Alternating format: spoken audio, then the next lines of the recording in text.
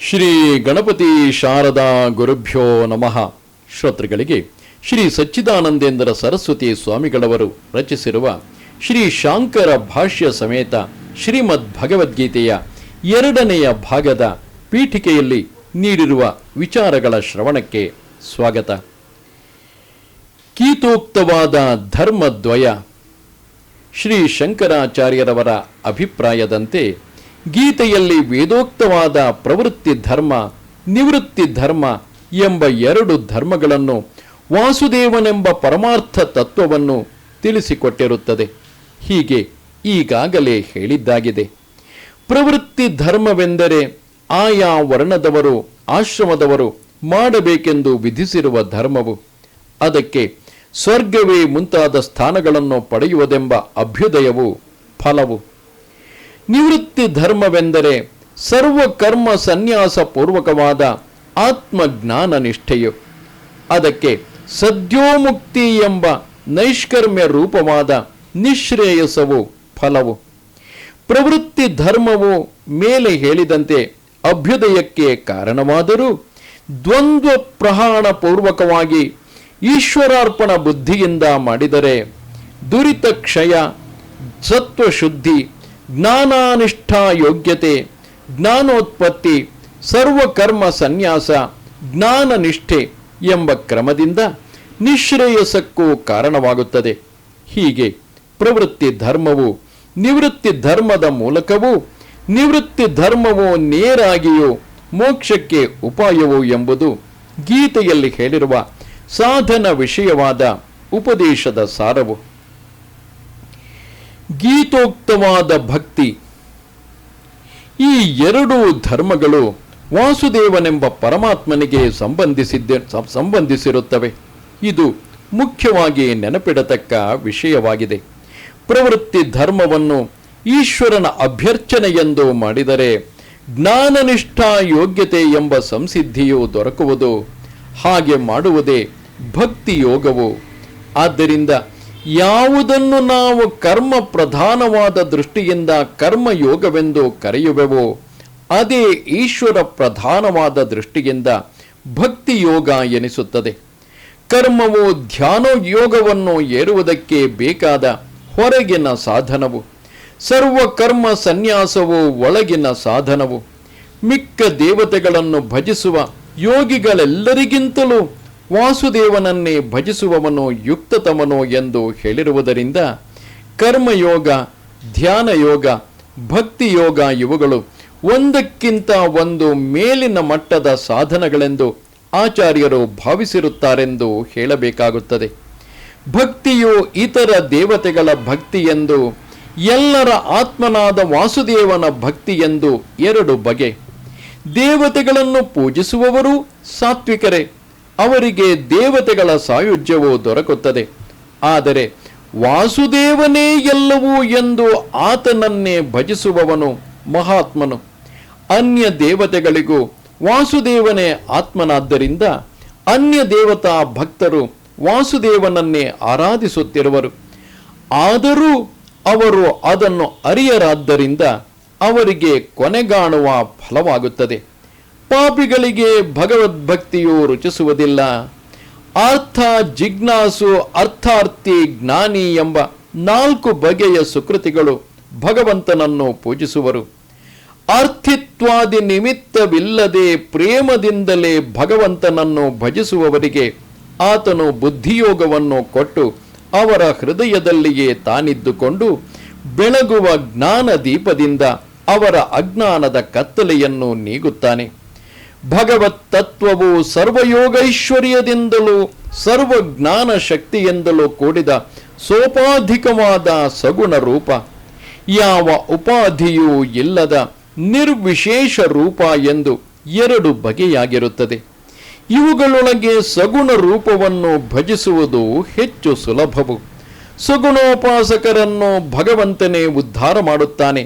ಆದ್ದರಿಂದ ಸಗುಣ ರೂಪನಾದ ಭಗವಂತನಲ್ಲಿಯೇ ಮನೋಬುದ್ಧಿಗಳನ್ನು ಇಟ್ಟುಕೊಂಡು ಆತನ ಕರ್ಮವನ್ನೇ ಮಾಡುತ್ತಾ ಆತನ ಭಕ್ತನಾಗಿರಬೇಕು. ಇದೇ ಗೀತೋಕ್ತ ಮುಕ್ತಿ ಸಾಧನಗಳಲ್ಲೆಲ್ಲ ಶ್ರೇಷ್ಠವಾದದ್ದು. ಆದರೆ ಈ ಸಗುಣೋಪಾಸನೆಯು ಅಜ್ಞಾನದಿಂದ ಕಲ್ಪಿತವಾಗಿರುವ ಆತ್ಮೇಶ್ವರ ಭೇದ ಎನ್ನುವುದನ್ನು ಅವಲಂಬಿಸಿಯೇ ನಡೆಯಬೇಕಾಗಿರುವುದರಿಂದ ನಿರುಪಾಧಿಕವಾದ ಬ್ರಹ್ಮದ ಜ್ಞಾನದಿಂದಲೇ ನೇರಾಗಿ ಮುಕ್ತಿಯಾಗುವುದು.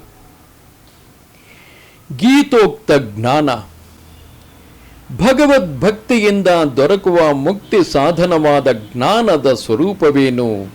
ಕ್ಷೇತ್ರಜ್ಞರ ಜ್ಞಾನವೇ ನಿಜವಾದ ಜ್ಞಾನವು ಎಂದು. ಕ್ಷೇತ್ರವೆಂದರೆ ಶರೀರವು, ಇದನ್ನು ಅರಿಯುವವನೇ ಕ್ಷೇತ್ರಜ್ಞನು ಎಂದು ಭಗವಂತನು ಹೇಳಿರುವುದರಿಂದ ಸಾಂಖ್ಯರು ಹೇಳುವ ಪ್ರಕೃತಿ ಪುರುಷ ವಿವೇಕವನ್ನು ಅಥವಾ ವೈಶೇಷಿಕರು ಹೇಳುವಂತೆ ಈಶ್ವರನಿಗಿಂತ ಭಿನ್ನನಾದ ಜ್ಞಾತೃವಾದ ಜೀವಾತ್ಮನ ಜ್ಞಾನವನ್ನು ಇಲ್ಲಿ ಹೇಳಿದೆ ಎಂದು ಶಂಕಿಸುವುದಕ್ಕೂ ಅವಕಾಶವಿದೆ.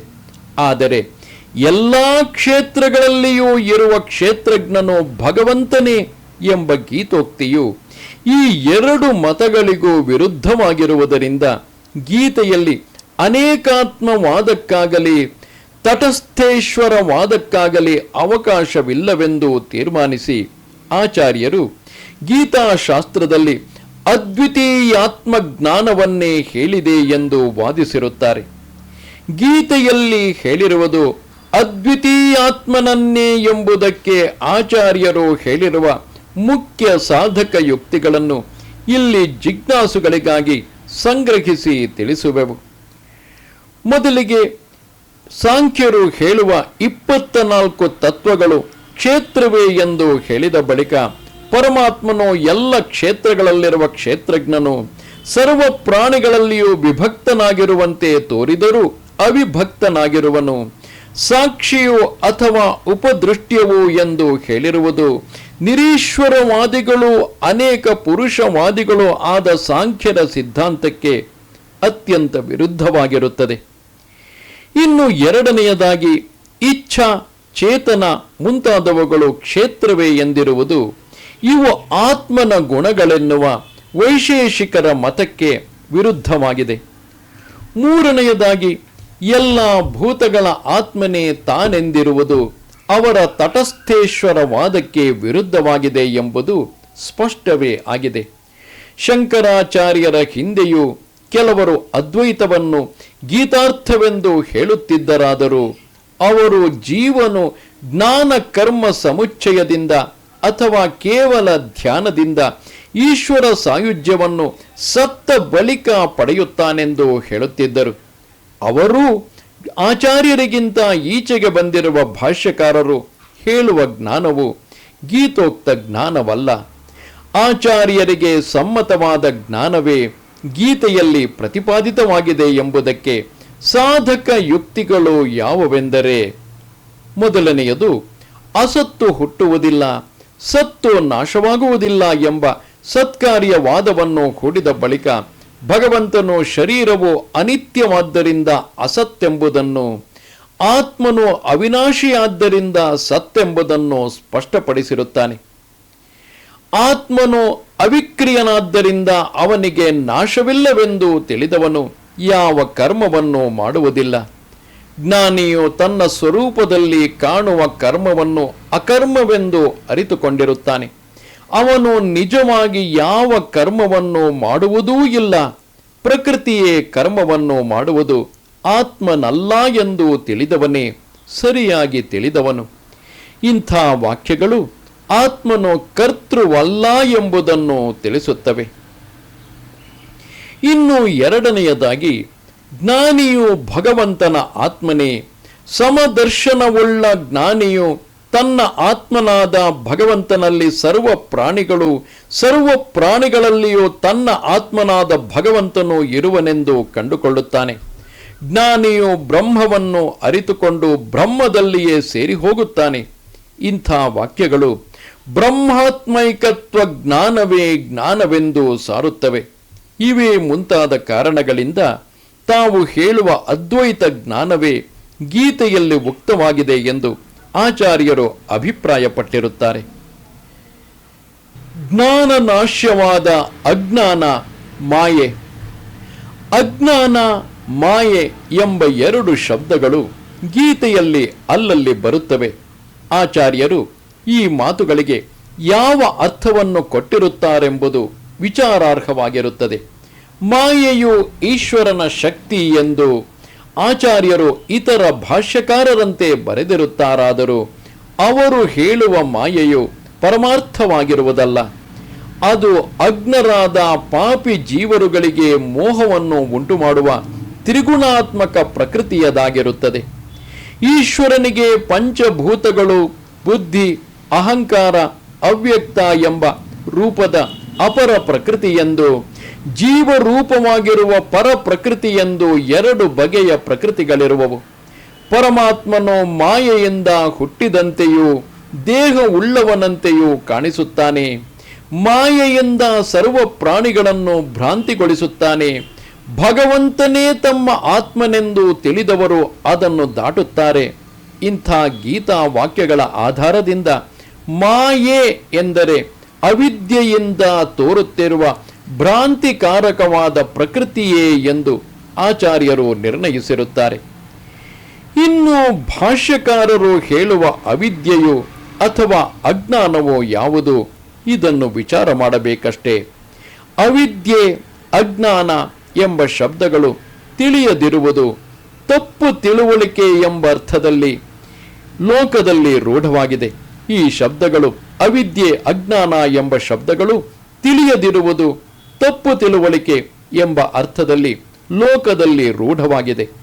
ಆದ್ದರಿಂದ ಆತ್ಮಜ್ಞಾನದಿಂದ ನಾಶವಾಗುವ ಅಜ್ಞಾನವು ಅಥವಾ ಅವಿದ್ಯೆಯು ಆತ್ಮನನ್ನು ಅರಿಯದೇ ಇರುವುದರಿಂದ ಆಗುವ ತಪ್ಪು ತಿಳುವಳಿಕೆ ಎಂದು ಭಾವಿಸುವುದು ಸ್ವಾಭಾವಿಕವಾಗಿರುತ್ತದೆ. ಇದಕ್ಕೆ ಅನುಗುಣವಾಗಿಯೇ ಗೀತಾ ಭಾಷ್ಯದಲ್ಲಿ ವಚನಗಳು ಸಿಕ್ಕುತ್ತವೆ.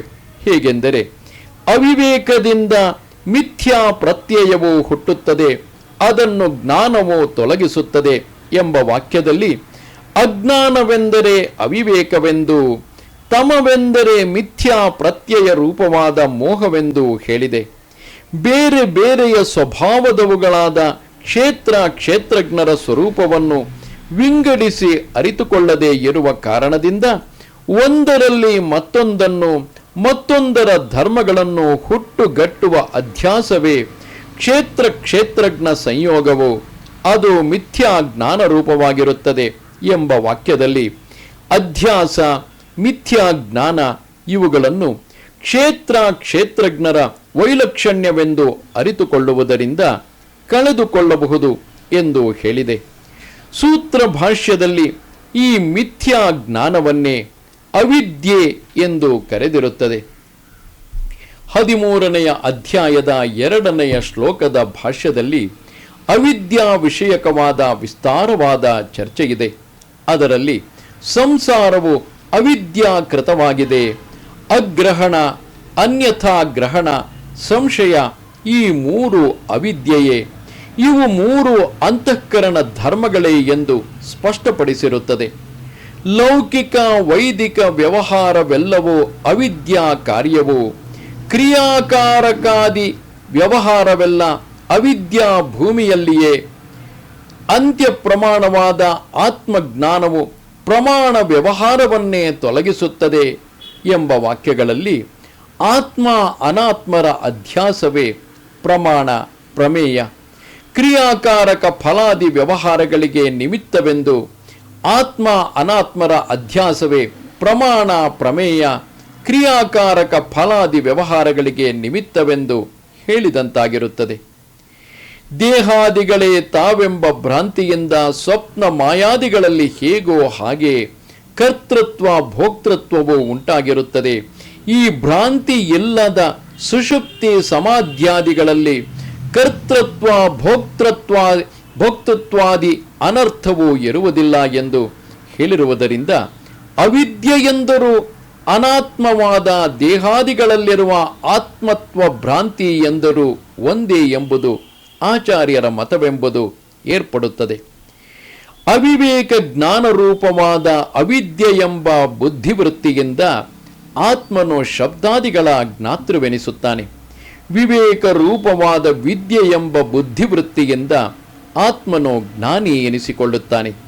ಅವಿದ್ಯೆಯಂತೆ ವಿದ್ಯೆಯೂ ಅಪರಮಾರ್ಥವೇ ಎಂದು ಹೇಳುವ ಭಾಷ್ಯ ವಚನವನ್ನು ನೋಡಿದರೆ ವಿದ್ಯೆಗಳು ಅಂತಃಕರಣದ ವೃತ್ತಿಯ ರೂಪವಾಗಿರುತ್ತವೆ, ಆತ್ಮನಿಗೆ ಸಂಬಂಧಿಸಿಲ್ಲ ಎಂಬುದೇ ಭಾಷ್ಯಕಾರರ ಅಭಿಪ್ರಾಯವೆಂದು ಸಿದ್ಧವಾಗುತ್ತದೆ. ಆತ್ಮ ವಿಷಯವಾದ ಅಗ್ರಹಣ, ಅನ್ಯಥಾ ಗ್ರಹಣ, ಸಂಶಯ, ಅಧ್ಯಾಸ, ಭ್ರಾಂತಿ, ಮಿಥ್ಯಾಜ್ಞಾನ, ಮಿಥ್ಯಾ ಪ್ರತ್ಯಯ ಮುಂತಾದ ಶಬ್ದಗಳಿಂದ ಹೇಳುವ ಬುದ್ಧಿವೃತ್ತಿಯಲ್ಲದೆ ಬೇರೊಂದು ಅವಿದ್ಯೆಯನ್ನು ಆಚಾರ್ಯರು ಒಪ್ಪಿರುತ್ತಾರೆಂಬುದಕ್ಕೆ ಗೀತಾ ಭಾಷ್ಯದಲ್ಲಿ ಯಾವ ಆಧಾರವೂ ದೊರೆಯುವುದಿಲ್ಲ. ಆದರೆ ಇಲ್ಲಿ ಒಂದು ವಿಷಯವನ್ನು ನೆನಪಿನಲ್ಲಿಡಬೇಕು. ಆತ್ಮಾನಾತ್ಮರ ಅಧ್ಯಾಸ ರೂಪದ ಅವಿದ್ಯೆಯಿಂದಲೇ ಎಲ್ಲ ವ್ಯವಹಾರವೂ ಕಲ್ಪಿತವಾಗಿರುವುದರಿಂದ ವಿದ್ಯಾ ವ್ಯವಹಾರವು ಈ ಅವಿದ್ಯೆಯಿಂದಲೇ ಕಲ್ಪಿತವಾಗಿರುತ್ತದೆ. ಜ್ಞಾನನಿಷ್ಠೆ ಎಂದರೇನು? ಗೀತೆಯಲ್ಲಿ ಜ್ಞಾನ, ವಿಜ್ಞಾನ ಎಂಬ ಎರಡು ಶಬ್ದಗಳನ್ನು ಉಪಯೋಗಿಸಿ ತತ್ವಜ್ಞಾನವನ್ನು ಪರಾಮರ್ಶಿಸಿರುತ್ತದೆ. ಇಂಥ ಕಡೆಗಳಲ್ಲಿ ಜ್ಞಾನವೆಂದರೆ ಶಾಸ್ತ್ರಾಚಾರ್ಯರುಗಳ ಉಪದೇಶದಿಂದ ಉಂಟಾಗುವ ಆತ್ಮಜ್ಞಾನವು, ವಿಜ್ಞಾನವೆಂದರೆ ವಿಶೇಷವಾಗಿ ಉಂಟಾಗಿರುವ ಆತ್ಮಾನುಭವವು ಎಂದು ವಿವರಿಸಿರುತ್ತದೆ. ಈ ವಿವರಣೆಯ ಬಲದಿಂದ ಕೆಲವರು ಶಾಸ್ತ್ರದಿಂದ ಉಂಟಾಗುವ ಜ್ಞಾನವನ್ನು ಚೆನ್ನಾಗಿ ಆವೃತ್ತಿ ಮಾಡಿದರೆ ಸರಿಯಾದ ಅನುಭವ ರೂಪವಾದ ಜ್ಞಾನ ಉಂಟಾಗುತ್ತದೆ ಎಂದು ಆಚಾರ್ಯರು ಅಭಿಪ್ರಾಯಪಟ್ಟಿರುವರೆಂದು ಭ್ರಾಂತರಾಗಿರುತ್ತಾರೆ. ಆದರೆ ಈ ಜ್ಞಾನಾಭ್ಯಾಸವಾದವು ಆಚಾರ್ಯರಿಗೆ ಸಮ್ಮತವಲ್ಲ ಎಂಬುದಕ್ಕೆ ಅವರ ಗ್ರಂಥಗಳಲ್ಲಿಯೇ ಬೇಕಾದಷ್ಟು ಆಧಾರವೂ ದೊರೆಯುತ್ತದೆ. ಹೇಗೆಂದರೆ ಉಪದೇಶ ಸಾಹಸ್ರಿ, ಬೃಹದಾರಣ್ಯಕ ಭಾಷ್ಯ, ಸೂತ್ರ ಭಾಷ್ಯ, ಮಾಂಡೂಕ್ಯ ಭಾಷ್ಯ ಇವುಗಳಲ್ಲಿ ವಾಕ್ಯ ಜ್ಞಾನವನ್ನು ಬಲವಾಗಿ ಅಭ್ಯಾಸ ಮಾಡಿದ ಮೇಲೆಯೇ ಅವಿದ್ಯೆಯು ಪೂರ್ಣವಾಗಿ ಹೋಗುವುದೆಂಬ ಪ್ರಸಂಖ್ಯಾನವಾದವನ್ನು, ವಾಕ್ಯಜನ್ಯ ಜ್ಞಾನವನ್ನು ಅಭ್ಯಾಸ ಮಾಡಿದ ಬಳಿಕ ಹುಟ್ಟುವ ಸಾಕ್ಷಾತ್ಕಾರವೆಂಬ ಹೊಸ ಜ್ಞಾನವೇ ನಿಜವಾಗಿ ಅಜ್ಞಾನವನ್ನು ತೊಲಗಿಸುವುದೆಂಬುದರ ವಾದವನ್ನು ಖಂಡಿಸಿರುತ್ತದೆ. ಪ್ರಕೃತವಾದ ಗೀತಾ ಭಾಷ್ಯದಲ್ಲಿಯೇ ಜ್ಞಾನನಿಷ್ಠೆ ಎಂದರೆ ಜ್ಞಾನಾವೃತ್ತಿ ಎಂಬ ಪಕ್ಷವನ್ನು ಪೂರ್ವ ಪಕ್ಷಿಯ ಮೂಲಕವಾಗಿ ಖಂಡಿಸಿ ಹೇಳಿರುವುದೇನೆಂದರೆ, ಯಾವಾಗ ಯಾವ ವಿಷಯದಲ್ಲಿ ಜ್ಞಾನ ಉಂಟಾಗುತ್ತದೆಯೋ ಆಗಲೇ ಆ ವಿಷಯವನ್ನು ಗೊತ್ತಾಗಿ ಅರಿತುಕೊಂಡು ಬಿಡುತ್ತಾರಾದ್ದರಿಂದ ಜ್ಞಾನಾವೃತ್ತಿಯೇನೂ ಬೇಕಿರುವುದಿಲ್ಲ. ಆದ್ದರಿಂದ ಜ್ಞಾನದಿಂದ ಅರಿತುಕೊಳ್ಳುವುದಿಲ್ಲವೆಂದು ಜ್ಞಾನಾವೃತ್ತಿ ರೂಪವಾದ ಜ್ಞಾನ ನಿಷ್ಠೆಯಿಂದ ಅರಿತುಕೊಳ್ಳುತ್ತಾನೆಂದು ಹೇಳಿರುವುದು ವಿರುದ್ಧವು. ಇದೇ ಸಂದರ್ಭದಲ್ಲಿ ಜ್ಞಾನನಿಷ್ಠೆ ಎಂದರೆ ಏನೆಂಬ ಬಗ್ಗೆ ಅವರು ತಮ್ಮ ಮತವನ್ನು ಹೀಗೆ ವರ್ಣಿಸಿರುತ್ತಾರೆ. ಶಾಸ್ತ್ರಾಚಾರ್ಯೋಪದೇಶೇನ ಜ್ಞಾನೋತ್ಪತ್ತಿ ಪರಿಪಾಕ ಹೇತುಂ ಸಹಕಾರಿ ಕಾರಣಂ ಬುದ್ಧಿ ವಿಶುದ್ಧ್ಯಾದಿ ಅಮಾನಿತ್ವಾದಿ ಚ ಅಪೇಕ್ಷ್ಯ ಜನಿತಸ್ಯ ಕ್ಷೇತ್ರಜ್ಞ ಪರಮಾತ್ಮೈಕತ್ವ ಜ್ಞಾನಸ್ಯ ಕರ್ತೃತ್ವಾಧಿಕಾರಕ ಭೇದ ಬುದ್ಧಿ ನಿಬಂಧನ ಕರ್ಮ ಸನ್ಯಾಸ ಸಹಿತಸ್ಯ ಸ್ವಾತ್ಮಾನುಭವ ನಿಶ್ಚಯ ರೂಪೇಣ ಯದವಸ್ಥಾನಂ ಸಾ ಪರ ಜ್ಞಾನನಿಷ್ಠ ಇತ್ಯುಚ್ಯತೆ. ಈ ವಾಕ್ಯದಲ್ಲಿ ಅಡಕವಾಗಿರುವ ಹೇಳಿಕೆಗಳನ್ನು ಒಂದೊಂದಾಗಿ ಬಿಡಿಸಿ ನೋಡಿದರೆ ತಿಳಿಯ ಬರುವುದೇನೆಂದರೆ, ಮೊದಲಿಗೆ ಜ್ಞಾನ ಉಂಟಾಗುವುದಕ್ಕೆ ಶಾಸ್ತ್ರ ಶ್ರವಣವನ್ನು, ಆಚಾರ್ಯೋಪದೇಶದ ಸಹಾಯದಿಂದ ಮನನವನ್ನು ಮಾಡಿರಬೇಕು. ಎರಡನೆಯದು, ಅದು ಹುಟ್ಟುವುದಕ್ಕೂ ಪರಿಪಕ್ವವಾಗುವುದಕ್ಕೂ ಚಿತ್ತಶುದ್ಧಿಯೇ ಮುಂತಾದದ್ದು, ಅಮಾನಿತ್ವವೇ ಮುಂತಾದ ಸಹಕಾರಿ ಸಾಧನವೂ ಬೇಕು. ಮೂರನೆಯದು, ಜ್ಞಾನವು ಅಭೇದ ಬುದ್ಧಿರೂಪವಾಗಿರುವುದರಿಂದ ಭೇದ ಬುದ್ಧಿ ನಿಮಿತ್ತವಾದ ಕರ್ಮಗಳೆಲ್ಲವನ್ನೂ ಸನ್ಯಾಸ ಮಾಡಿಯೇ ಈ ಸಾಧನಗಳನ್ನು ಕೈಗೊಂಡಿರಬೇಕು. ನಾಲ್ಕನೆಯದು, ಕ್ಷೇತ್ರಜ್ಞ ಪರಮಾತ್ಮ ಎಂಬ ಶಬ್ದಗಳಿಂದ ಶಾಸ್ತ್ರವು ಹೇಳುತ್ತಿರುವುದು ಒಂದೇ ತತ್ವವು ಎಂಬ ನಿಶ್ಚಿತವಾದ ಬುದ್ಧಿಯು ಈ ಸಾಧನಗಳಿಂದಲೇ ಉಂಟಾಗುತ್ತದೆ. ಈ ನಿಶ್ಚಯವೇ ಜ್ಞಾನ ನಿಷ್ಠೆಯು. ಅಮಾನಿತ್ವಾದಿಗಳನ್ನು ಅಭ್ಯಾಸ ಮಾಡುವುದರಿಂದ ಜ್ಞಾನನಿಷ್ಠೆಗೆ ಯೋಗ್ಯತೆಯು ಬರುವುದೆಂದು, ಆ ಗುಣಗಳು ಯಾವನಲ್ಲಿ ಅಯತ್ನವಾಗಿ ನಿಂತಿರುವವೋ ಅವನು ಜ್ಞಾನನಿಷ್ಠನೆಂದು ಹೇಳಿರುವುದರ ಮರ್ಮವೇ ಇದು. ಆದ್ದರಿಂದಲೇ ಆಚಾರ್ಯರು ಈ ಜ್ಞಾನನಿಷ್ಠೆಯೇ ಆರ್ತಾದಿ ಗೌಣ ಭಕ್ತಿಗಳಿಗಿಂತ ಬೇರೆಯಾಗಿ ನಾಲ್ಕನೆಯದಾದ ಪರಭಕ್ತಿ ಎಂದು, ಈ ಭಕ್ತಿಯಿಂದಲೇ ಕ್ಷೇತ್ರಜ್ಞ ಪರಮಾತ್ಮರು ಬೇರೆ ಎಂಬ ಬುದ್ಧಿಯು ನಿಶ್ಶೇಷವಾಗಿ ತೊಲಗುವುದೆಂದು ಹೇಳಿರುತ್ತಾರೆ. ಜ್ಞಾನನಿಷ್ಠೆ ಉಂಟಾಗುವುದು ಸಾಧ್ಯವೇ? ಜ್ಞಾನನಿಷ್ಠೆಯು ಅಥವಾ ವಿಜ್ಞಾನವೋ ಎಂದರೆ ಬ್ರಹ್ಮಾತ್ಮೈಕ್ಯವೋ ಅನುಭವಕ್ಕೆ ಬರುವುದು ಎಂಬುದು ಆಚಾರ್ಯರ ಮತವಷ್ಟೇ. ಈ ವಿಜ್ಞಾನವೋ ಉಂಟಾಗುವುದು ಸಾಧ್ಯವೇ ಇಲ್ಲ ಎಂಬ ಪೂರ್ವ ಪಕ್ಷವನ್ನು ಬೇರೆ ಬೇರೆ ದೃಷ್ಟಿಕೋನಗಳಿಂದ ತೆಗೆದು ಗೀತಾ ಭಾಷ್ಯದಲ್ಲಿ ಸಮಾಧಾನವನ್ನು ಕೊಟ್ಟಿರುತ್ತದೆ. ಅವಿಕ್ರಿಯನಾದ ಅಕರ್ತೃವಾದ ಆತ್ಮನು ನಾನು ಎಂಬ ಜ್ಞಾನವು ಯಾರಿಗೂ ಉಂಟಾಗಲೇ ಆರದು.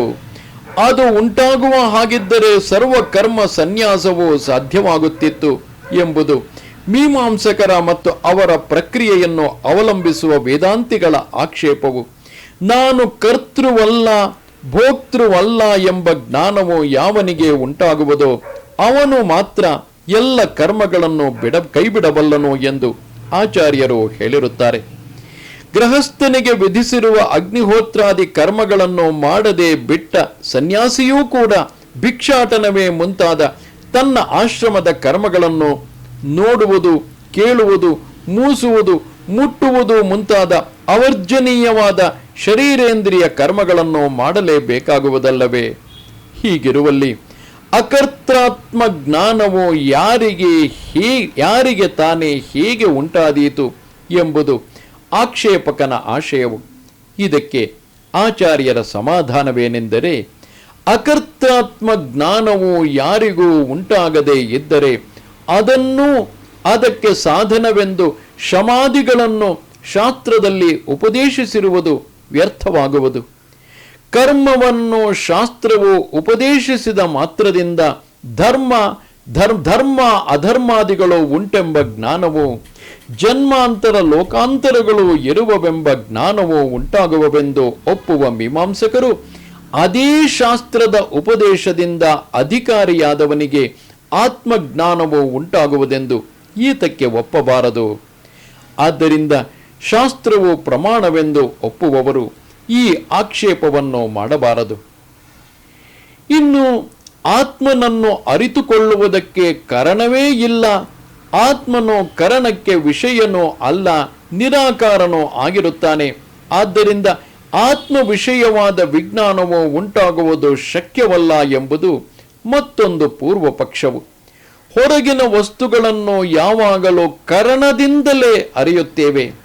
ಅಂತಃಕರಣವು ಯಾವ ವಿಷಯವನ್ನು ಅರಿಯಬೇಕೋ ಅದರ ಆಕಾರವನ್ನು ತಳೆಯಬೇಕು. ಆದರೆ ಆತ್ಮನು ವಿಷಯನಲ್ಲ, ವಿಷಯೀ, ಸಾಕಾರನಲ್ಲ, ನಿರಾಕಾರನು. ಆದ್ದರಿಂದ ಆತ್ಮನು ಅಂತಃಕರಣಕ್ಕೆ ಗೋಚರನಾಗುವ ಸಂಭವವೇ ಇಲ್ಲ ಎಂಬುದು ಆಕ್ಷೇಪಕನ ಆಶಯವು. ಇದಕ್ಕೆ ಭಾಷ್ಯಕಾರರ ಸಮಾಧಾನವೇನೆಂದರೆ, ಮನಸ್ಸಿನಿಂದಲೇ ಈ ಆತ್ಮನನ್ನು ಕಂಡುಕೊಳ್ಳಬೇಕು ಎಂದು ಶ್ರುತಿ ಹೇಳುತ್ತಿದೆಯಾದ್ದರಿಂದ ಮನಸ್ಸೇ ಆತ್ಮದರ್ಶನಕ್ಕೆ ಕಾರಣವು. ಸಾಮಾನ್ಯ ಜನರಿಗೂ ಮನಸ್ಸಿದೆಯಾದರೂ ಅವರಿಗೆ ಶ್ರುತ್ಯುಕ್ತವಾದ ಶಮದಮಾದಿಗಳ ಸಂಸ್ಕಾರವಿಲ್ಲದ್ದರಿಂದ ಅವರ ಅಂತಃಕರಣವು ಆತ್ಮನನ್ನು ಅರಿತುಕೊಳ್ಳಲಾರದೇ ಇದೆ. ಆದ್ದರಿಂದ ಆತ್ಮಜ್ಞಾನಕ್ಕೆ ಕಾರಣವಿಲ್ಲ ಎಂಬುದು ಸರಿಯಲ್ಲ. ಆತ್ಮವಿಜ್ಞಾನಕ್ಕೆ ಆತ್ಮನು ವಿಷಯನಾಗಬೇಕಾದದ್ದೇನೂ ಇಲ್ಲ, ಆತ್ಮನು ಸಾಕಾರನಾಗಿರಬೇಕಾದದ್ದೂ ಇಲ್ಲ. ವಿಷಯವನ್ನು ಅರಿಯುವ ಅಂತಃಕರಣವು ವಿಷಯದಂತೆ ಆಗಬೇಕು. ಅದರಂತೆ ಆತ್ಮನನ್ನು ಅರಿತುಕೊಳ್ಳುವುದಕ್ಕೆ ಅಂತಃಕರಣವು ಆತ್ಮನಂತೆ ನಿರ್ಮಲವಾಗಿ, ಸ್ವಚ್ಛವಾಗಿ, ಸೂಕ್ಷ್ಮವಾಗಬೇಕು. ನಿರಾಕಾರನಾದ ಆತ್ಮನನ್ನು ಅರಿತುಕೊಳ್ಳುವುದಕ್ಕೆ ಪ್ರಯತ್ನ ಮಾಡುವುದಾದರೂ ಹೇಗೆ ಎಂದರೆ, ಆತ್ಮ ಚೈತನ್ಯಕ್ಕೆ ಸಂಬಂಧಪಡದ ವಿಷಯವನ್ನು ಕಲ್ಪಿಸಿಕೊಳ್ಳುವುದೂ ಕೂಡ ಆಗುವ ಹಾಗಿಲ್ಲ. ಆದ್ದರಿಂದ ವಿಷಯಗಳ ಜ್ಞಾನ ಆಗುವಾಗಲೆಲ್ಲ ಆತ್ಮ ಚೈತನ್ಯದಿಂದೊಡಗೂಡಿದ ವಿಷಯದ ಜ್ಞಾನವೇ ಆಗುತ್ತಿರುತ್ತದೆ. ಆದ ಕಾರಣ ಆತ್ಮಜ್ಞಾನವನ್ನು ಹೊಸದಾಗಿ ಮಾಡಿಕೊಳ್ಳಬೇಕಾಗಿರುವುದಿಲ್ಲ. ಹೊರಗಿನ ವಿಷಯಾಕಾರವಾದ ಬುದ್ಧಿಯನ್ನು ಬಿಟ್ಟರೆ ಸಾಕು. ಜ್ಞಾನ ನಿಷ್ಠೆಯಾದಂತೆಯೇ ಆತ್ಮನು ಪ್ರಮಾತೃ ಸ್ವರೂಪನಾಗಿರುವುದರಿಂದಲೂ ಸ್ವತಃಸಿದ್ಧನಾಗಿರುವುದರಿಂದಲೂ ಅವನನ್ನು ಅರಿಯುವುದಕ್ಕೆ ಪ್ರಮಾಣವೇ ಬೇಕಿಲ್ಲ. ಶಾಸ್ತ್ರವು ಆತ್ಮನನ್ನು ತಿಳಿಸಿಕೊಡುವುದೆಂಬುದು ಕೂಡ ಅವನಲ್ಲಿ ಕಲ್ಪಿತವಾಗಿರುವ ಪ್ರಮಾತೃತ್ವವನ್ನು ಕಳೆದು ಪ್ರಮಾಣ ಪ್ರಮೇಯ ವ್ಯವಹಾರವನ್ನು ಹುಸಿಗೈಯುವುದರಿಂದಲೇ. ಆದ್ದರಿಂದಲೇ ಅದು ಅಂತ್ಯ ಪ್ರಮಾಣ ಎನಿಸಿರುತ್ತದೆ. ಜ್ಞಾನವು ನಿರಾಕಾರವು, ಆತ್ಮನು ನಿರಾಕಾರನು. ಹೀಗಿರುವಲ್ಲಿ ಆತ್ಮ ವಿಜ್ಞಾನವು ಉಂಟಾಗುವುದಾದರೂ ಹೇಗೆ ಎಂಬುದು ಮತ್ತೊಂದು ಪೂರ್ವ ಪಕ್ಷವು. ಇದಕ್ಕೆ ಸಮಾಧಾನವೇನೆಂದರೆ, ಜ್ಞೇಯದ ಅರಿವು ಜ್ಞಾನಾಧೀನವಾಗಿರುವುದರಿಂದ ಜ್ಞಾನವು ಅತ್ಯಂತ ಪ್ರಸಿದ್ಧವೆಂದು ಒಪ್ಪಬೇಕು. ಹಾಗಿಲ್ಲದಿದ್ದರೆ ಅದನ್ನು ಅರಿಯುವುದಕ್ಕೂ ಜ್ಞಾನಾಂತರವು ಬೇಕೆಂದಾಗಿ ಅನವಸ್ಥೆಯುಂಟಾಗುವುದು. ಹೀಗೆಯೇ ಜ್ಞಾತೃವಾದ ಆತ್ಮನೂ ಅತ್ಯಂತವಾಗಿ ಪ್ರಸಿದ್ಧನೆಂದು ಒಪ್ಪಬೇಕು. ಇಲ್ಲದಿದ್ದರೆ ಅವನನ್ನು ಅರಿಯುವುದಕ್ಕೂ ಬೇರೆಯ ಜ್ಞಾತೃ ಜ್ಞಾನಗಳು ಬೇಕಾಗುವುದರಿಂದ ಅನವಸ್ಥೆ ಉಂಟಾಗುವುದು. ಆದ್ದರಿಂದ ಆತ್ಮಜ್ಞಾನವು ಸಿದ್ಧವೇ ಆಗಿದೆ. ಅನಾತ್ಮದಲ್ಲಿರುವ ಆತ್ಮಬುದ್ಧಿಯನ್ನು ಮಾತ್ರ ಶಾಸ್ತ್ರಾಚಾರ್ಯರ ಉಪದೇಶದಿಂದ ತೊಲಗಿಸಿಕೊಳ್ಳಬೇಕಾದದ್ದು ಅವಶ್ಯ. ಈ ಯತ್ನದ ಫಲವನ್ನೇ ಜ್ಞಾನನಿಷ್ಠೆ ಎಂದು ಕರೆಯುತ್ತಾರೆ. ಗೀತೋಕ್ತ ವಿಶ್ವವ್ಯಾಪಕ ಧರ್ಮ. ಶ್ರೀ ಶಂಕರಾಚಾರ್ಯರ ಅಭಿಪ್ರಾಯದಂತೆ ಸಕಲ ಪ್ರಾಣಿಗಳಿಗೂ ಆತ್ಮನಾಗಿರುವ ವಾಸುದೇವನೆಂಬ ಹೆಸರಿನ ಪರಮಾರ್ಥ ತತ್ವವನ್ನು ತಿಳಿಸುವುದೇ ಗೀತೆಯ ಗುರಿಯು. ಈ ತತ್ವವು ಸ್ವತಃಸಿದ್ಧವಾಗಿರುವುದರಿಂದ ಯಾವುದೊಂದು ಶಾಸ್ತ್ರ ವಚನವನ್ನು ಅಥವಾ ಆಪ್ತ ವಚನವನ್ನು ಪ್ರಮಾಣವೆಂದು ಶ್ರದ್ಧೆಯಿಂದ ನಂಬಿದರೆ ವಚನ ಪ್ರಾಮಾಣ್ಯದ ಬಲದಿಂದ ಸಿದ್ಧವಾಗುವುದು ಎಂಬುದೇನೂ ಅಲ್ಲ. ಶಾಸ್ತ್ರಾಚಾರ್ಯರ ಉಪದೇಶವು ನಾವು ಸ್ವಾಭಾವಿಕವಾಗಿ ಅವಲಂಬಿಸಿರುವ ತಪ್ಪು ತಿಳಿವಳಿಕೆಯನ್ನು ಕಳೆದುಕೊಳ್ಳುವುದಕ್ಕೆ ಹೊರತು ಈ ತತ್ವವನ್ನು ವಿಷಯೀಕರಿಸುವ ಹೊಸ ಪ್ರಮಾಣ ಜ್ಞಾನವನ್ನು ಉಂಟು ಮಾಡುವುದಕ್ಕಲ್ಲ. ಸಾರ್ವತ್ರಿಕಾನುಭವದ ಆಧಾರದಿಂದಲೇ ಅಧಿಕಾರಿಗಳೆಲ್ಲರೂ ಮನಗಾಣಬಹುದಾದ ಈ ಸಿದ್ಧಾಂತದ ಅಡಿಗಲ್ಲಿನ ಮೇಲೆ ಧರ್ಮಕ್ಕೆ ಬೇಕಾದ ನೀತಿಯ ತತ್ವಗಳು, ಈಶ್ವರನ ವಿಷಯವಾದ ಭಕ್ತಿ ಧ್ಯಾನಗಳು ಭದ್ರವಾಗಿ ನಿಲ್ಲುವುದಕ್ಕೆ ಆಗುತ್ತದೆ. ಆದ್ದರಿಂದ ಗೀತೆಯಲ್ಲಿ ಹೇಳಿರುವುದು ವಿಶ್ವವ್ಯಾಪಕವಾದ ಧರ್ಮವಾಗಿರುತ್ತದೆ. ಆದರೆ ವಿಶ್ವವ್ಯಾಪಕವಾದ ಧರ್ಮವೆಂದರೆ ಏನೆಂಬುದನ್ನು ನಾವು ನಿಶ್ಚಯಿಸಿಕೊಳ್ಳಬೇಕು. ಸಮುದ್ರದಲ್ಲಿರುವ ದೊಡ್ಡ ಮೀನೊಂದು ಹಲವು ಸಣ್ಣ ಪುಟ್ಟ ಮೀನುಗಳನ್ನು ನುಂಗುವಂತೆ ಭೂಮಂಡಲದಲ್ಲಿರುವ ಯಾವುದಾದರೊಂದು ಪ್ರಬಲವಾದ ಧರ್ಮವು ಮಿಕ್ಕ ಧರ್ಮದವರನ್ನೆಲ್ಲ ವಿವಿಧೋಪಾಯಗಳಿಂದ ಮತಾಂತರಗೊಳಿಸಿ ಎಲ್ಲೆಲ್ಲಿಯೂ ತಾನೊಂದೇ ಧರ್ಮವಾಗಿ ಉಳಿಯುವುದು ಸಾಧ್ಯವೂ ಅಲ್ಲ, ಯಾರಿಗೂ ಇಷ್ಟವೂ ಅಲ್ಲ.